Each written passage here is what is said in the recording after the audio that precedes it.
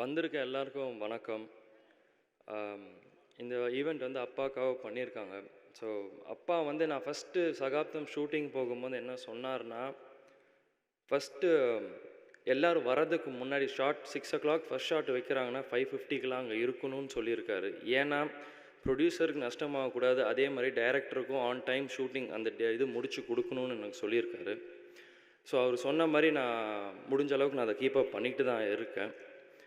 அதே மாதிரி நாங்கள் சின்ன வயசுலேருந்து இருக்கும் போதே அப்பா வந்து எல்லாருக்கும் சாட்டர்டே சண்டே ஆனால் வீட்டில் வந்து பார்க்குற எல்லாருக்கும் ஃபுட்டு கொடுத்து எங்களை சின்ன வயசுலேருந்தே வளர்த்தாரு. ஸோ அதே தான் நாங்கள் இன்னும் மெயின்டைன் பண்ணிக்கிட்டு இருக்கோம். அதை இன்னமும் தொடர்ந்து செய்வோம்னு நாங்கள் ஆசைப்பட்றேன்.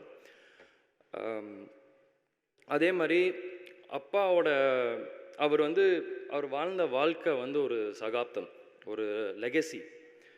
அது வந்து அன்றைக்கி ஊர்வலத்தில் வந்த எல்லா மக்களை பார்க்கும் போதே நம்மளுக்கு எல்லாருக்கும் அது தெரிஞ்சிருக்கும். அவர் வந்து சினிமாவில் மட்டும் ஹீரோ இல்லை, ரியல் லைஃப் ஹீரோ கூட.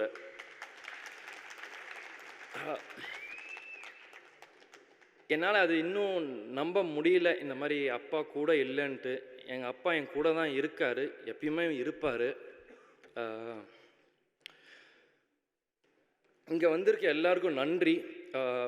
நடிகர் சங்கம் அப்படின்னு சொல்லி இதை ஆரம்பித்தாங்க. பட் ப்ரொடியூசர்ஸ், டைரக்டர்ஸ், சினிமாவில் இருக்க எல்லாருமே இங்கே வந்து இந்த ஈவெண்ட்டை வந்து ஒரு பெரிய ஈவெண்ட்டாக பண்ணி கொடுத்துருக்கீங்க.